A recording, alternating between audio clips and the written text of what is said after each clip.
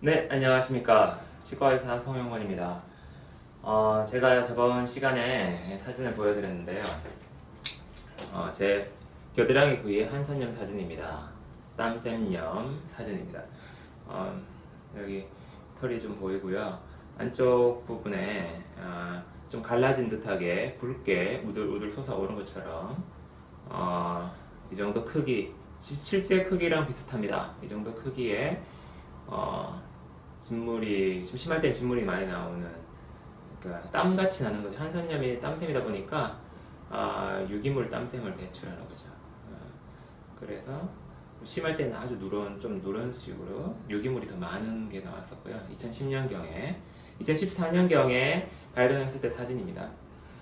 그때 발병하고 치유되는 과정이 제가 일지로 기록을 해서 사진으로 나와 있습니다. 이건 지금 일부를 프린트한 건데요. 더 많은 내용들이 다음에 또 기회가 되면 보여드리도록 하겠습니다.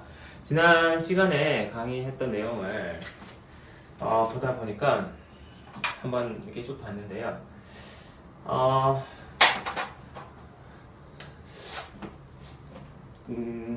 두 번 설명을 드렸죠. 전체와 부분. 거기에 대해서 충분히 설명이 잘 이루어지지 못했더라고요. 그래서 그 부분부터 먼저 좀 짚고 좀 넘어가도록 하겠습니다. 이건 이제 만성 염증이라기보다 일반 염증에 대한 이야기가 되겠습니다.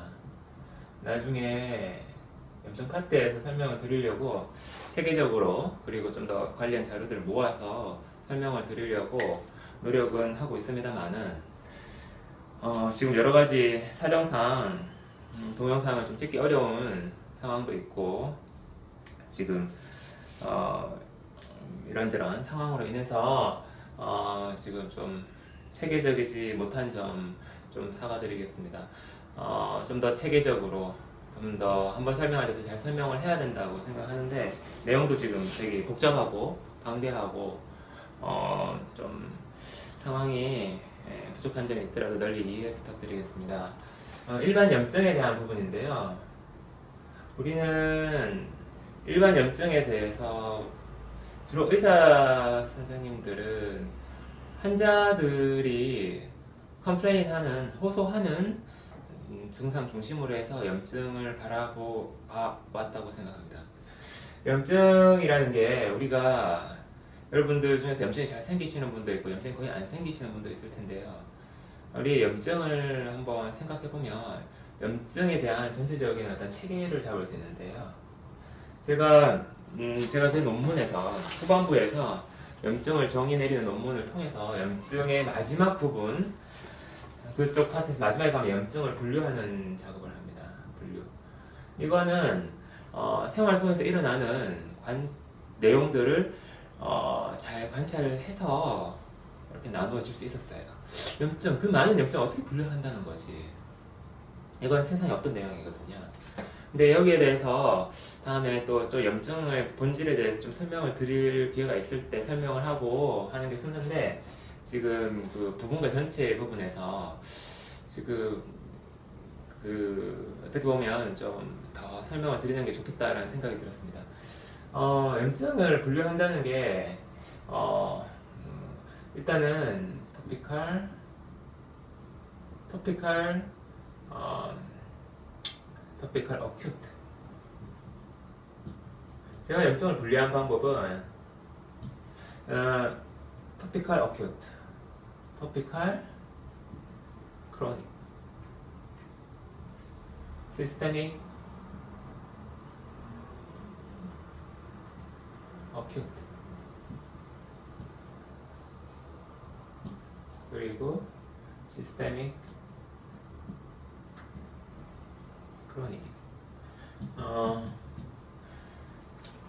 토피칼 어큐트, 국소적인 급성 염증이라는 겁니다. 국소적인 염증, 급성 염증. 토피칼 크로닉은 국소적인 만성 염증, 전신적인 급성 염증. 자, 이 세 개를 생활상에서 확인할 수 있었습니다. 마지막 하나가 비죠. 전신적인 만성 염증이라는 게 있을까? 이 자리가 비어가지고 찾았어요. 어떤 현상이 우리 몸에서 이런 현상과 비슷한 현상이 있을까? 그래서 놀랍게도 존재하더라고요. 이 체계를 잡고 보니까 빈자리가 보이는 거였죠. 이 부분은 다음에 설명을 드리고요. 제 논문의 마지막 부분에서 설명되고 있는 내용인데요. 염증을 분류했다는 거는 염증을 바라보는 체계적인 시각을 갖추는 데 있어 굉장히 중요한 의미를 갖게 됩니다. 이게 이제 전체 저번 시간에 얘기했던 부분과 지금 만성염증을 잠깐 벗어나서 일반적인 염증에 대해서 좀 약간 설명을 드리고, 만성염증이라는 건 보통 토피컬 크로닉이죠. 토피컬 크로닉이 시스테믹 어쿠트로 왔다 갔다 하는 거죠. 보통 이 염증 조직이 있을 때 이 조직이 강하게 올라올 때는 전신적인 어큐트한 염증을 느끼는 때라고 보시면 되겠습니다. 전신적인 급성적인 상황. 우리 고열만 생각할 수 있지만 저는 다른 것도 포함시켰어요. 무력감, 피곤, 전신적인 피곤. 전신적인 무력감과 피곤이 찾아올 때는 몸 전체가 뭔가 있잖아요. 염증 성향을 띠게 되는 겁니다. 그죠? 배탈이 났을 때는 배 부위에서 토피컬 어큐트한 염증이 생기게 되는 거라고 볼 수 있죠. 이 염증 조직이 있을 때 이 조직이 그냥 토피컬 크로닉한 염증으로 조직으로 계속 존재합니다. 이제 한선염에서 마찬가지로 존재하는데 이것이 한 번씩 발동하죠, 그죠? 발동하면서 전신적인 염증으로 확대될 수가 있는 거죠. 왔다 갔다 하더라. 우리가 감기가 들었을 때 가끔 이제 목이 칼칼하면서 아픕니다. 독감이 들 때도 마찬가지고, 우리가 가벼운 감기가 들 때도 목 부위에 드는 사람도 있고 코 부위에도 콧물이 나오는 사람도 있죠. 목하고 코는 그런 작용이 잘 일어나는 부위인데요. 목이나 코에서 감기가 들었을 때 이건 이제 크로닉은 아니죠. 갑자기 생겼으니까 목에서 토피컬 어큐트입니다. 목하고 코에 배탈도 마찬가지예요. 배탈이 심하면 배탈 주위에만 아프다가 온 몸에서 땀이 나고 통증이 근육통도 생기고 통증, 그죠? 예, 전체적인 시스템이 어큐트로 발전할 수 있습니다. 배탈도 또 이쪽으로 왔다 갔다 하죠.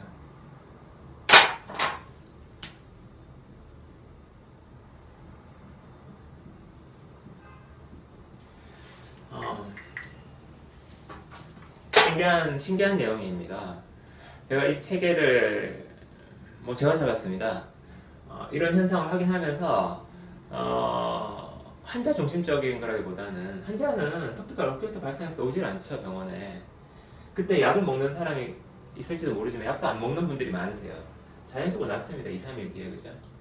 근데 목이나 코에 만약 염증이 왔을 때 그쪽 부위만 좀 아프다가 어떻게 됩니까? 전체적으로 발전하죠. 전체적으로 시스테믹 어큐트로 발전하게 됩니다. 그래서 전체와 부분의 조화라는, 몸은 염증이라는 것이 염증의 특징이기도 하면서 생명체의 특성이기도 합니다. 부분은 전체적으로 해결한다. 제가 종기 설명을 드렸는데, 종기 부분에서 토피컬 어큐트한 종기가 생긴 거죠. 갑자기 막 아픕니다. 염증의 증상이 있습니다, 그죠? 가령 예를 들어서 염증 증상, 얘가 4가지 설명드렸죠. 붓고, 열나고,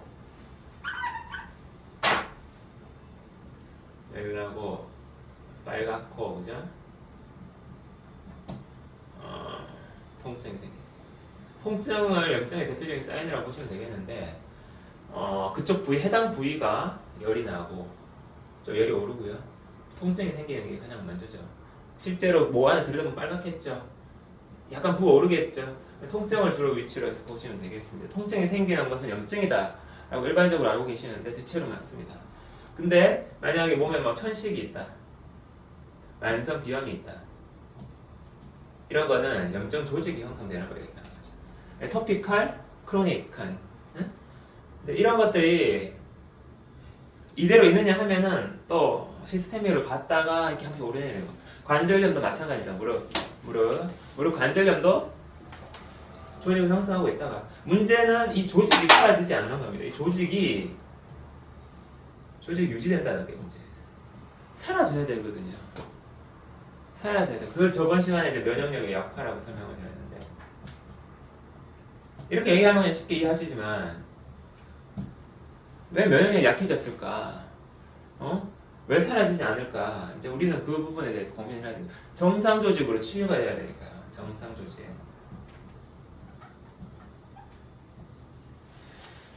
부분과 전체를 통해서 이제 한다는 게 이제 이런 건데, 이제 많은 의료계에 종사하시는 분들은 주로 이제 이런 부분을 이제 생각하실 수가 있습니다. 배탈이 생겼을 때는 뭐 어큐트해서 뭐 심한 배가 너무 아프니까, 또 이제 온몸이 아프니까 급성 염증 이렇게 됐을 때 오는 분들이 많죠. 전신성 급성 염증. 온몸에 막 급성으로 갑자기 아파질 때, 이렇게 오는 경우가 많죠. 부분과 전체. 부분이 전체를 통해서 한다고 말씀드렸는데 저번에 이제 종기가 났는데 종기가 되게 아팠단 말이에요. 토피컬 어큐트였단 말입니다. 그랬는데 온몸이 피곤하면서 무력하면서 시스템이 어큐트로 와서 잠을 잤더니 낫더라. 그때 일반적인 의사 선생님들은 항생제를 복용해야 된다고 생각하실 겁니다. 이것은 전신적으로 어떤 상황이든 목이나 코가 이렇게 만성적으로 비염이 있을 때 갑자기 이제 만성적인 게 아니라 목이나 코에 토피칼, 국소성 급성 염증이 생겼을 때 통증이 오고 할 때 항생제를 이렇게 전신적으로 퍼지는 거는 감염이다, 인펙션이다. 제가 이제 이 얘기를 나중에 드리는 게 순서일 것 같아요. 만성염증 파트에서 이 얘기를 안 드리려고 생각을 했어요. 왜냐하면 이 얘기를 드리게 되면 이게 이제 근데 지금 이제 제가 생명체의 특성이라는 것을 너무 우격다짐으로 자꾸 얘기를 드리는 것 같아서 여운이 자꾸 남아서 설명을 결국 드리게 되는데요. 인펙션이다. 세균이 있다. 카운터 파트너가 있죠. 세상은 세균이나 바이러스라는 게 있잖아요. 상호적으로 존재되어 있습니다. 저는 이제 세균이나 바이러스에 대해서 물론 1종, 2종 급성 전염병 어제 얘기 드렸던 2종 급성 전염 강한 세균들 이런 부분들은 강한 고열을 동반하게 되겠죠. 짧은 국소성 급성 염증의 단계를 지나서 그 전신적으로 빨리 발전을 합니다. 그리고 전신적으로 총체적인 싸우는 상황이 일어나는 거죠. 아주 심한 세균 같은 경우에는 금방 급성으로 진행이 돼가지고 굉장한 고열이 시작이 될 겁니다. 그래서 그렇지 않은 경우에 무력감이나 피로감, 온몸에 힘이 빠지고 무력감 이렇게 오는 증상이 나타나게 된다는 거죠. 그것이 저는 그 전신적인 급성 염증의 상황을 본 겁니다. 그렇게 해서 좀 쉬고 나면 좋아하시니까요. 웬만한 세균과 바이러스 같은 경우에는 이거 인펙션이지만 종기로 인한 일정도 문제 같은 경우에는 외부의 도움을 받지 않더라도 성인 정도의 어떤 면역력을 지닌 분이면은 잠을 자는 거 피곤해서 이제 잠을 자고 쉬고 하면 휴식이 되면 이제 회복이 됩니다. 이것이 이제 제가 말씀드리는 전체와 부분의 조화라는 부분이죠. 급성 가령 뭐 치주염도 있지만 치주염 같은 좀 이따가 또 설명을 드릴 거고요. 목이나 코에 급성 염증이 생겼다. 온몸이 막 아프고 힘들지 않는데 뭐 병원에 가실 분도 없지만 뭐 가령 우리 몸에 종기가 하나 생겼다. 병원에 가 잘 안 나오니까 짜는 분도 있지만 짠다는 거는 이제 외과적인 절제랑 비슷한 거예요. 배농, 고름을 빼내고 배농 그리고 조직을 이제 밀어내니까 절제랑 비슷한 개념인데요. 근데 이 치유 원칙이라는 게 있습니다. 염증에는 치유 원칙이 있는데 이 치유 원칙을 하는 경우도 있지만 뭐 크로닉하게 이렇게 됐을 때는 그렇지만 잘 안 나올 때 이럴 때 이제 병원에 가는 거죠. 병원에 가는 게 두 가지 경우인데 토피컬 어큐트 갑자기 어떤 부분이 아파졌을 때 국소적으로 어떤 부분이 아파졌을 때는 에이 지나가겠지 나을 수도 있겠지라고 생각하고 병원에 약을 안 먹는 것이 통상적인 일입니다. 그죠? 근데 이제 배탈 같은 경우에도 뭐 메시렉 저도 메시렉 많이 먹지만 메시렉 같은 걸로 이렇게 끄기도 하고 좀 이렇게 배가 아프면은 좀 지나면 낫죠 자동으로. 그죠? 이런 현상들이 일어난다는 겁니다. 이랬을 때 이런 단계를 지나서 이렇게 발생하게 되는데 잘 안 낫는 뭐 종기라든지 이럴 때 이제 병원에 방문해서 짜낸다든지 이렇게 한다는 거죠. 근데 천식이라든지 만성 비염 같은 경우에 항생제를 계속 복용해야 되느냐? 이 만성염증이라는 것은 국소적 어떤 부분에 전신적인 만성염증을 생각하기가 좀 어려운 부분이고, 우리가 잇몸에 만성염증이 있든, 제 한선형의 만성염증이 있든, 아니면은 간에 간염이 있든 만성염증이죠. 신장에 만성염증이 있든, 우리 구내염이 있든, 이런 것들은 바이러스나 세균에 의한 강한 작용보다는 염증적 면역력 약화에 더 무게를 실기 때문에 항생제를 써도 일정에서 효과가 나질 않고요. 제가 저번 시간에 설명드렸던 치과에서 오염에 의한 오염과 세균의 침범에 의한 염증들, 가령 치석이나 이런 거 생각해서 치석이나 다시 이제 침이나 이제 잇몸에 어떤 불순물들이 이제 치아로 들어가서 생기는 어떤 그런 것들은 이 기본적인 환경이 제공이 돼야 되는데, 그런 것과는 좀 다른 만성염증이 있더라는 겁니다. 만성염증. 그럼 소염제는 어떻게 됩니까? 이럴 때 전체적으로 급성염이 생길 때 소염제를 쓸 수 있겠죠. 이 단계에서 소염제를 쓰는 거는 어떻게 될까요? 그리고 크로닉한 단계에서 이렇게 염증 조직이 형성되어 있는 걸 없애기 위해서 소염제를 쓰면 염증이 사라질까요? 통증은 없는데. 통증이 심할 때는 좀 올라올 때는 도움이 되겠지만, 통증이 없는 단계에서 조직이 유지되고 있는 단계, 통증은 사라지고 조금 그냥 조직을 유지하고 있고 치유가 안 되고 있는 단계에서 환자들은 불편하죠. 그래서 그것 때문에 계속 불편해 왔었고 자꾸 오르내리니까, 근데 지금 괜찮단 말입니다. 제가 한선년도 괜찮은 때가 많이 있어요. 그리고 막 어떤 때는 막 일어납니다. 그리고 다른 곳에서도 막 염증이 막 생기려고 그래요. 온몸에 그냥 막 한선염 같은 염증이 더 많이 막 생기면서 온몸이 막 그냥 부득부득 그죠? 난리가 나는 거죠. 시스템이 어피트로 갈 때, 이럴 때 소염제를 쓰는 게 어떻게 되는 것인가? 이럴 때 항생제를 쓰는 것이 어떤 것인가를 생각해 봐야 된다는 겁니다. 그리고 우리가 토피컬 어큐트한 거, 조그만 염증이 있다거나 치아에 어떤 시림, 통증, 조그만 어떤 문제들이 생길 수 있거든요. 코나 목에 조금 콧물이 좀 나온다거나, 이럴 때 우리가 이것을 가지고 항생제를 먹어야 되는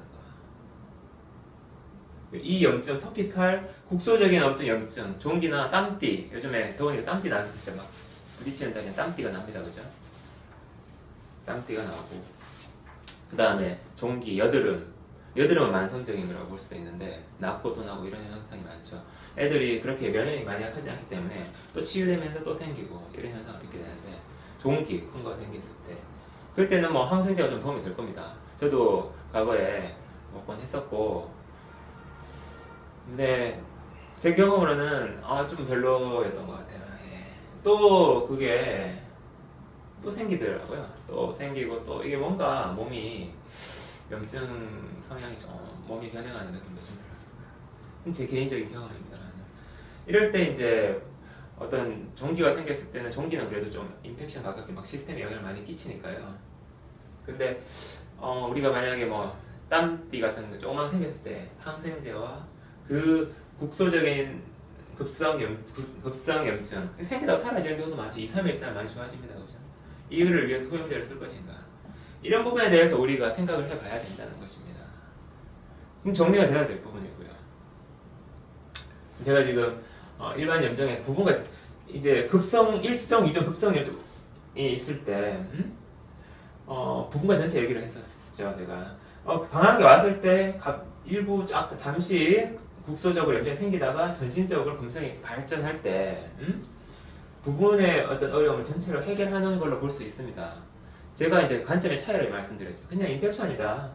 예를 때는 이 사람은 엄청나게 하기 때문에 베이직 IP 스포트 수액도 달아주고 이래가지고 그죠? 도와줘야 한다. 이렇게 이제 알고 계신 의과 선생님이 그런 분들 많이 계시겠지만, 이 자체를 부분의 염증을 전체적으로 큰 문제니까 전체적으로 같이 모든 일을 멈추고 아파. 너는 아파야 돼 지금. 이렇게 해결한다는 거죠. 마찬가지로 작은 종기가 몸에 무력감을 만들어내고 피곤하고 잠이 올 때도 똑같은 현상이라는 겁니다. 부분을 전체로 해결하는 거. 전체 문제가 있어서 토피컬 어큐트가 생길 수 있다라고 본다고 얘기했죠. 음식 라인을 지키다 보면 음식 라인을 벗어나는 어떤 음식 하나 먹었을 때 이렇게 약간의 이제 여드름 비슷한 종기, 크지 아주 심하지 않은 종기가 뽕 생겨나는 이런 현상을 보게 되거든요. 몸 전체에 어떤 영양소에 어떤 과다가 있을 때라든지 감염에 의해서가 아니라 영양소의 과다. 이제 이런 걸 저는 보는 겁니다. 그 부분적인 염증, 땀띠가 생겼을 때 뭐 결려서 생겼다라고 볼 수 있지만 더우니까 생긴 거잖아요. 솔직히 말해서 여름에 아니면 땀띠가 잘 안 생기죠. 땀띠라는 말을 제가 영어로 해석하기 위해서 진짜 해석이 잘 안 돼요.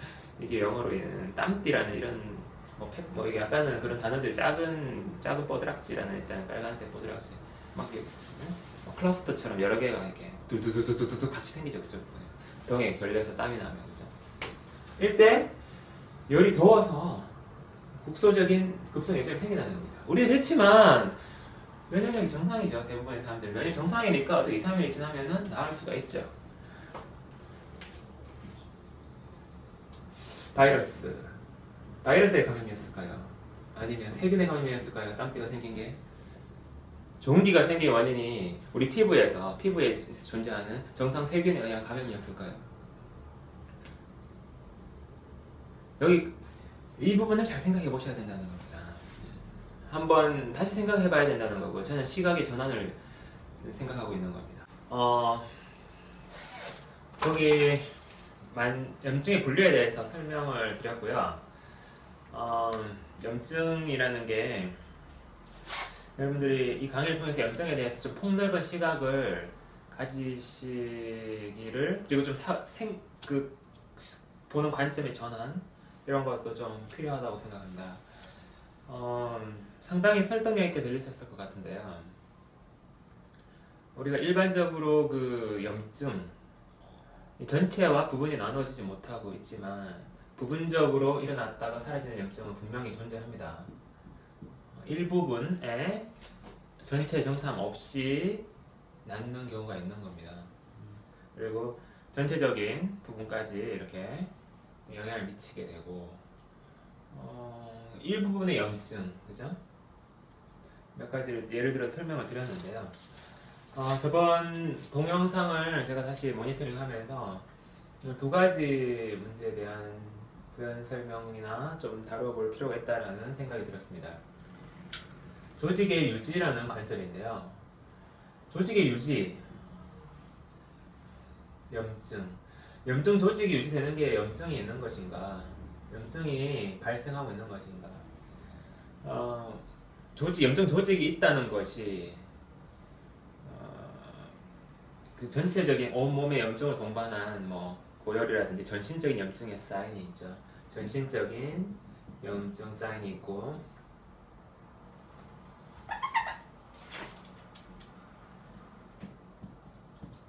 염증 사인이 있고요. 국소적으로도 전신에 영향을 미칠 만큼 통증을 유발한다던가 가령 이런 염증이 전신으로 확대되지 않은 국소적인데 국한된 통증을 동반하는 염증이 있죠.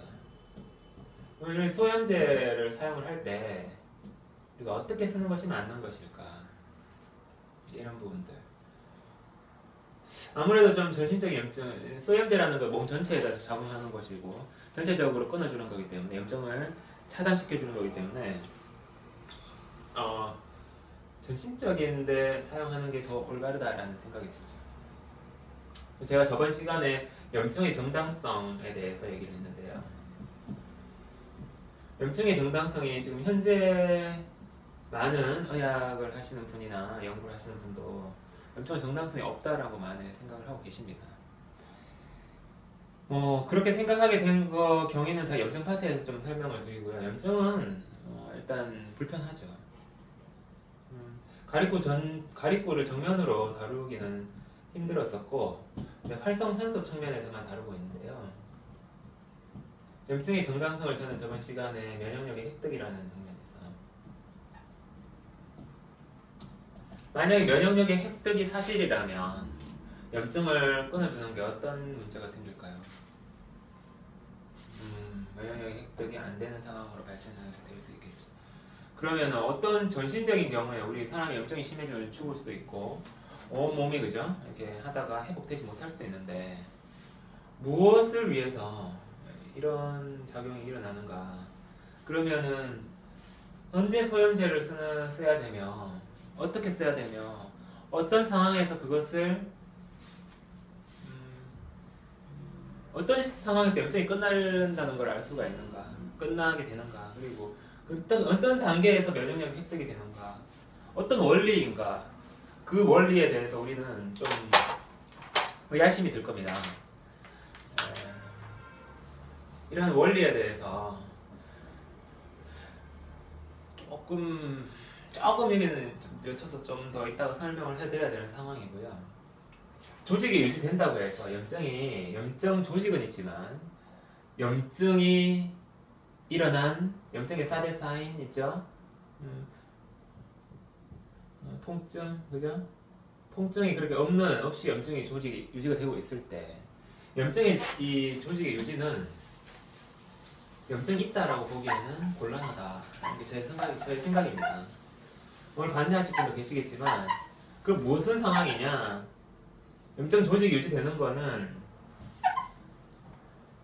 치유의 지연이라고 생각하는 겁니다. 염증 조직이 있을 필요가 없기 때문에 우리 몸은 정상적으로 치유가 돼야 되고 면역력이 당연히 작동되겠죠. 면역력의 중추는 흉선인데요. 흉선의 강한 작용에 의해서 치유가 일어나야 되고 이것들은 뭐 대식세포라든지 마크로페이지 그 다음에 임파구 중에서 이제 T세포 같은 거라든지 NK세포나 NKT 이제 사이머스 흉선은 이제 사이머스인데요. 사이머스에서 만들어지는 NK세포를 NKT라고 부릅니다. 일단 뭐 이런 여러 가지 좋은 세포들의 작용에 의해서 조직이 치유가 되어야 될 겁니다. 치유의 지연, 조직의 유지. 왜 조직이 유지되는 것일까요? 우리는 여기서 만성염증의 포인트를 잡아야 됩니다. 제가 이제 흉선의 약화를 설명을 드렸는데 갑자기 흉선의 약화라는 말이 나왔죠. 제 논문에서 이제 중요하게 다뤄지는 부분입니다. 가립구의 증가와 흉선의 약화. 가립구 증가돼서 감퇴되지 않는 것은 흉선을 약화시킬 수 있다라고 생각을 하고요. 근데 가립구가 감소돼도 흉선은 그죠? 이렇게 강해지거나 다시 회복되는 부스팅이라고 그러죠. 다시 이렇게 회복이 일어나야지 리커버리, 회복이 일어나지 않는다. 이런 것을 경험하게 됩니다. 왜냐하면 치유가 낫지 않고 있으니까요. 저는 이 흉선이 물론 다른 원인도 있을 수 있겠지만 흉선에 저는 원인을 두었습니다. 왜냐하면 면역력이 중추니까요. 여러 가지 면역 기관이 있지만 흉선이 가장 중심적인 위치를 차지하고 있고 이 작용이 중요하다고 본 겁니다. T셀 같은 경우에 저번에 임파구들은 B셀도 그렇지만 밤에 많이 작동한다고 그랬죠. 그죠? 제가 저번에 좋은 기가 생겼을 때 잠을 잘 때 회복된다고 그랬는데 밤과 잠 이런 부분들이 관련이 있겠죠. 잠을 못 자면 몸이 피곤하고 힘들죠. 면역력의 어떤 작용이 잘 일어나지 못해서 몸을 이렇게 잘 회복시켜주지 못하기 때문이라고 볼 수가 있다는 겁니다. 흉선이 중요하고 흉선의 약화의 원인 중에 중요한 원인으로 제가 생각하고 있는 게 바로 흉선이라는 사용 기회의 부족이라고 보는 겁니다. 흉선이 사용될 수 있는 기회가 많이 없었다라는 겁니다. 흉선이라는 것도 여기 이렇게 보시다시피 보시면은 조직입니다. 제가 생명체의 특성에서 설명드린 게 쓰면 쓸수록 커진다 그랬죠. 흉선이 커지면 가슴에 있는 흉선이 커지면요 튀어나와서 불편할 건 없어요. 우리 여기 가슴뼈에 의해서 이렇게 닫혀져 있는 공간 안에 있는 거기 때문에